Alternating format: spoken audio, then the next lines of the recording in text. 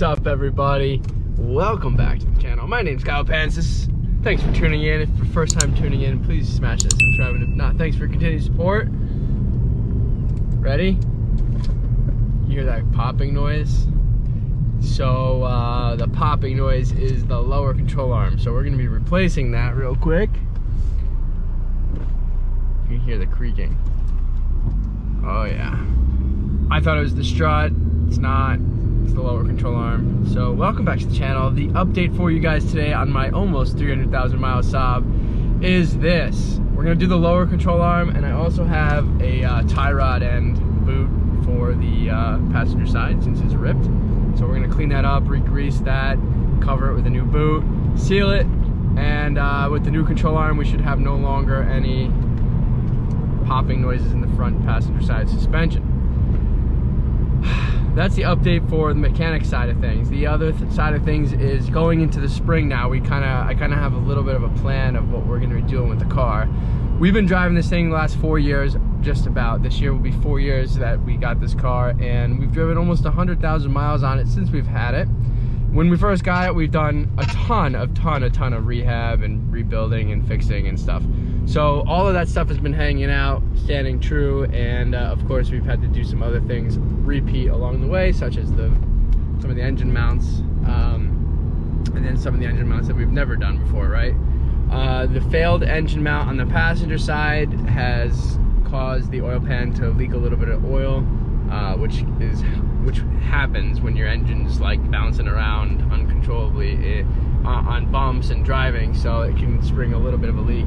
So it's a very slow leak. It's not like even dripping on the driveway or anything, but the reason why we're going to fix that is because the exhaust system on this car is all metal, steel, or whatever it is. It's all metal, and it keeps rusting, and it keeps, you know, we keep going in and repairing it with welding and replacing pipes and just kind of cutting it out and resplicing in. And I just thought to myself, well, if we're keeping this car, which we are, and we keep driving the car, which we do, and we're in the winter time, which we'll always have, that the best thing to do is to upgrade the entire system to we're gonna probably go with the BSR system, because I've had it before and I know it sounds good, and it is a stainless steel exhaust system. So stainless steel will not rust, and therefore we won't have to keep dealing with exhaust leaks every couple months. It seems like we've had 2 exhaust issues this year. One of them was the center pipe.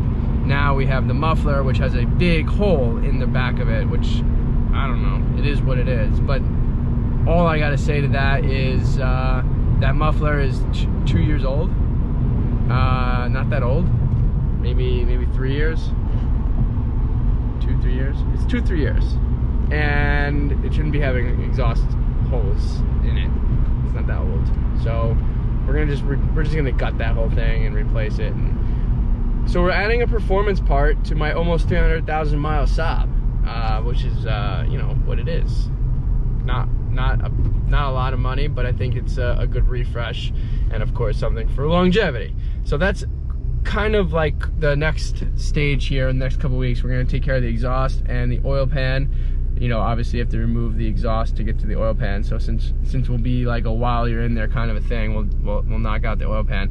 So now we have the suspension fixed today. We'll have that done, and then the next thing on my list is the rims on this car. We repainted and resprayed the rims when we first got the car 4 years ago, and now thanks to other people who drive the car, we have a little bit of curb rashing going on some of the surfaces. So we're gonna sand those things down and repaint the rims once again. And then also I purchased brand new center caps, because the center caps currently on the car are all faded and missing. So again, not like any of that stuff's a big deal, but like, you know, cosmetically we want this car to look just as good as it does running, because it runs pretty good. So that's kind of the next couple weeks, I think, going into spring now.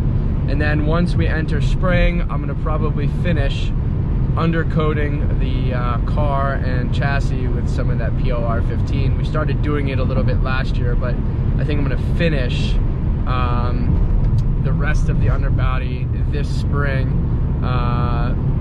during the winter we did the control arms upper and lower for the rear. Those things were like rotting out with holes, so that's all been replaced. And we redid all of the bushings on the rear knuckles, so that's all brand new. So the car in the back is all been rehabbed in the last couple months, and it's running really good. So what we're gonna do is just clean up the subframe in the rear and repaint that. Got some rust areas. It's not crusty, it doesn't have holes in it. So in order to save that, from further rust, we're gonna treat it with the PRR15. So that's coming up in the spring too as well. Those are really in-depth, multi-day jobs. You gotta clean it, then you gotta let it dry, and then you paint it, and you gotta let it dry, and yeah. So that's gonna be a couple-day deal, but that's coming up as well in the spring. So this car, all in all, is in really top shape for a 300,000-mile Saab. And hopefully going forward, some of these preventative maintenances keep this thing really going strong for a long time to come. So I'll give you guys an update once we're in the garage. Stay tuned. See you in a minute. All right, guys, you want to hear the knocking noise?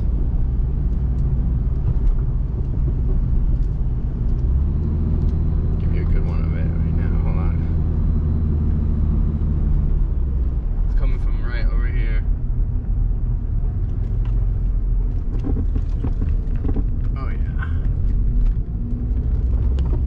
Oh yeah.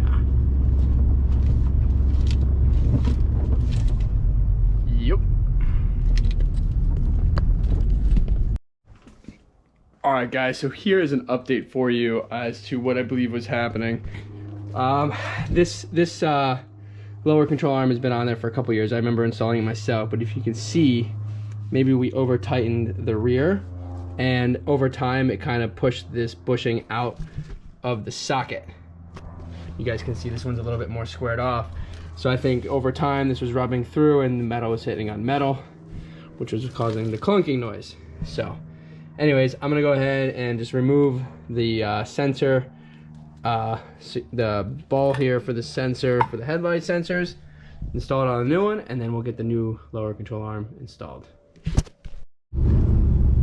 Alright guys, sad moment of truth here. We're driving the car for the first time here, control arm on.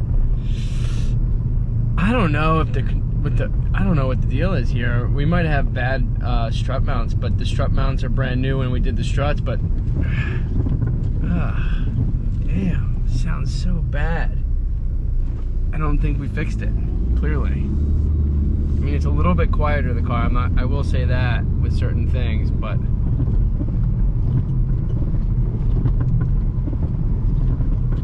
I'm just zigzagging.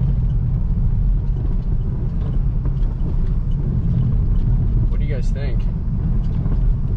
Mostly coming from the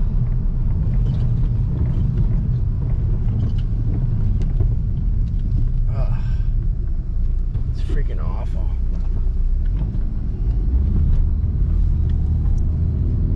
I think I'm gonna leave this one on you guys. Drop a link. It's gotta be the mounts, but the mounts, I guess the mounts are defective. Maybe they're bad mounts. It's freaking so annoying.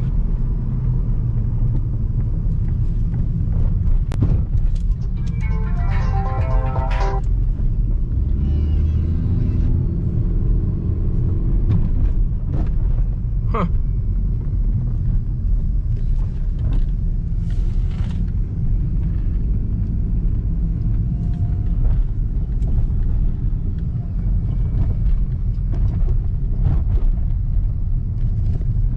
Drop a comment in below, guys. Let me know what you think. See you on the next one.